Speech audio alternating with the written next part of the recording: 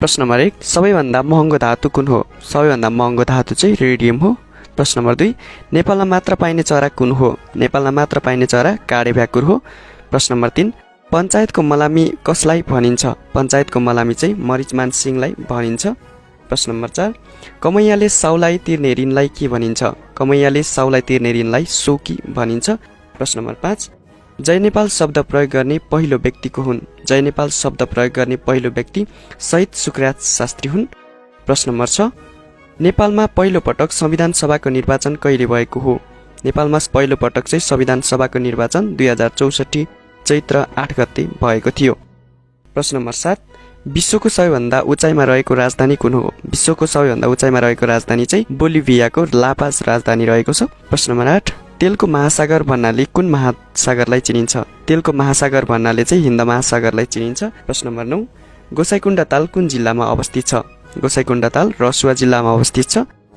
रसुवा जिल्लामा रहेको गोसाइँकुण्ड ताल समुद्री सतहदेखि 4380 मिटर उचाइमा रहेको छ। त्यसैगरी प्रश्न नम्बर 10, रूप्से झरना कुन जिल्लामा पर्दछ? रूप्से झरना चाहिँ म्याग्दी जिल्लामा पर्दछ। प्रश्न नम्बर 11, महाद्वीपीय प्रवाह सिद्धान्तका प्रवर्तक कसलाई मानिन्छ? महाद्वीपीय प्रवाह सिद्धान्तका प्रवर्तक अल्फ्रेड वेगनरलाई मानिन्छ। प्रश्न नम्बर 12, मरुभूमि नभएको एकमात्र महादेश कुन हो? मरुभूमि नभएको एकमात्र महादेश चाहिँ युरोप महादेश हो।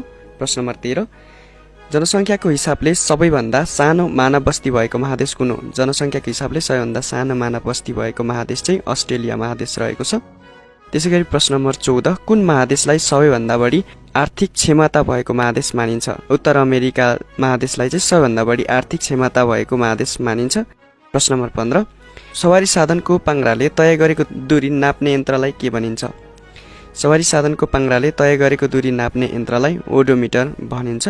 प्रश्न नम्बर 16, विद्युत विच्छेदनको सिद्धान्तको प्रतिपादक हुन्? विद्युत विच्छेदन सिद्धान्तका प्रतिपादक चाहिँ माइकल फराडे हुन्। प्रश्न नम्बर 17, जुनकिरीको पुच्छर कुन तत्त्वको कारण चम्किलो देखिन्छ?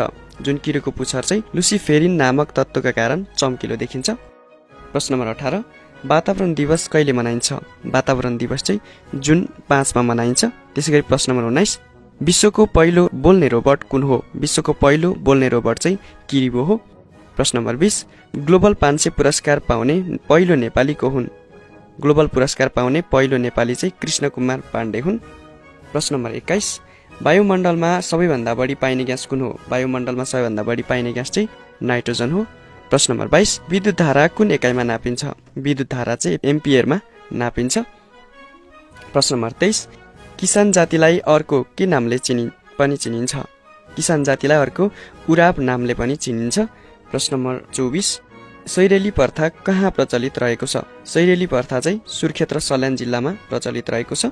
प्रश्न नम्बर 25, नेपाली भाषालाई भारतीय संविधानको कतिऔं अनुसूचीमा समावेश गरिएको छ? नेपाली भाषालाई भारतीय संविधानको 8औं अनुसूचीमा चाहिँ समावेश गरिएको छ। प्रश्न नम्बर 26, मेचे जातिको पुरोहितलाई के भनिन्छ?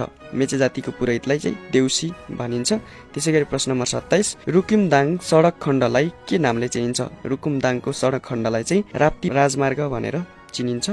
प्रश्न नम्बर 28, रिसाएको बेला रातो पसिना निकाल्ने जनावर कुन हो? रिसाएको बेला चाहिँ रातो पसिना निकाल्ने जनावर चाहिँ गैंडा रहेको छ।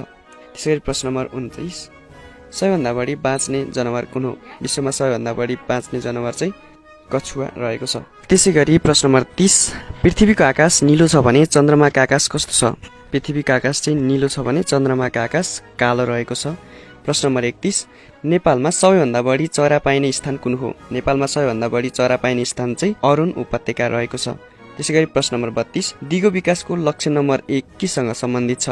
दिगो विकासको लक्ष्य नम्बर 1 मा चाहिँ गरिबीसँग सम्बन्धित रहेको छ। प्रश्न नम्बर 33, यासा गुम्बाको अङ्ग्रेजी नाम के हो? यासा गुम्बाको अङ्ग्रेजी नाम चाहिँ क्याटरपिलर हो। प्रश्न नम्बर 34, नेपालमा कति प्रकारका पन्छीहरूलाई संरक्षित पक्षीको सूचीमा राखिएको छ? नेपालमा चाहिँ 9 प्रकारका पन्छीहरूलाई संरक्षित पक्षीको सूचीमा राखिएको छ। त्यसैगरी प्रश्न नम्बर 35, सुरक्षा परिषदमा सबैभन्दा बढी पटक भिटो पावर प्रयोग गर्ने राष्ट्र कुन हो भन्दा सबैभन्दा बढी पटक भिटो पावर प्रयोग गर्ने राष्ट्र चाहिँ रुस रहेको छ। प्रश्न नम्बर 36, सार्कको स्थापना कहिले भएको हो? सार्कको स्थापना चाहिँ 8 डिसेम्बर सन् 1985 मा बङ्गलादेशमा भएको हो। प्रश्न नम्बर 37 जनता जागेको बेला पुस्तकका लेखिका को हुन्? जनता जागेका बेला पुस्तकका लेखिका क्योको योगुरा हुन्? प्रश्न नम्बर 38 भारतको नवनियुक्त राष्ट्रपति द्रौपदी मुर्मु कतियौं भारतीय राष्ट्रपति हुन्? भारतीय नवनियुक्त राष्ट्रपति द्रौपदी मुर्मु 25औं भारतीय राष्ट्रपति हुन्। प्रश्न नम्बर 39 भैरवा स्थित गौतम बुद्ध अन्तर्राष्ट्रिय विमानस्थलको औपचारिक उद्घाटन कहिले गरिएको हो? भैरवा स्थित गौतम बुद्ध अन्तर्राष्ट्रिय विमानस्थलको औपचारिक उद्घाटन भने विक्रम सम्वत 2079 जेठ 2 गते चाहिँ उद्घाटन गरिएको हो। प्रश्न नम्बर 40 लैङ्गिक हिंसाको विरुद्धमा 16 दिने अभियान प्रत्येक वर्ष कहिले मनाइन्छ? लैङ्गिक हिंसा विरुद्ध 16 दिने अभियान प्रत्येक वर्षको नोभेम्बर 25 देखि डिसेम्बर 10 सम्म मनाइन्छ। प्रश्न नम्बर 41 नेपालमा नगरपालिका नभएको जिल्लाको संख्या कतिवटा रहेको छ? नेपालमा नगरपालिका नभएको जिल्लाको संख्या चाहिँ 5 वटा रहेको छ। प्रश्न नम्बर 42 नेपालको हालको मर्यादा क्रमको दोस्रो स्थानमा कसलाई राखिएको छ? नेपालको हालको मर्यादा क्रमको दोस्रो स्थानमा चाहिँ उपराष्ट्रपतिलाई राखिएको छ भने प्रश्न नम्बर 43 मा रहेको छ नेपाल सरकारका प्रथम मुख्य सचिव को हुन्? नेपाल सरकारका प्रथम मुख्य सचिव चाहिँ चन्द्रबहादुर थापा हुन्। त्यसैगरी प्रश्न नम्बर 44 भजन शिरोमणिको उपाधिले चिनिने नेपाली कवि वा लेखक को हुन्? भजन शिरोमणिको उपाधिले चिनिने नेपाली कवि वा लेखक भक्तराज आचार्य हुन्। प्रश्न नम्बर 45 निर्वाचनमा प्रयोग हुने ई भोटिङ मेसिन बनाउने नेपाली दाजुभाइको नाम के हो? निर्वाचनमा प्रयोग हुने ई भोटिङ मेसिन बनाउने नेपाली दाजुभाइ राम रिमाल र लक्ष्मण रिमाल हुन्। प्रश्न नम्बर 46 संयुक्त राष्ट्र संघका आधिकारिक भाषा कतिवटा रहेका छन्? संयुक्त राष्ट्र संघका आधिकारिक भाषा चाहिँ 6 वटा रहेका छन्। प्रश्न नम्बर 47 द्रव्य शाहले कब्जा गर्नु पूर्व गोर्खामा कुन वंशका राजा थिए? द्रव्य शाहले कब्जा गर्नु पूर्व गोर्खामा खड्गा वंशका राजा थिए। प्रश्न नम्बर 48 मनाङको सदरमुकाम चामे कुन नदीको किनारमा अवस्थित छ? मनाङको सदरमुकाम चामे चाहिँ मर्स्याङ्दी नदीको किनारमा अवस्थित छ। प्रश्न नम्बर 49 हुला घर स्थापना गर्ने राणा प्रधानमन्त्री को हुन्? हुला घर स्थापना गर्ने राणा प्रधानमन्त्री चाहिँ रणोदीप सिंह हुन्।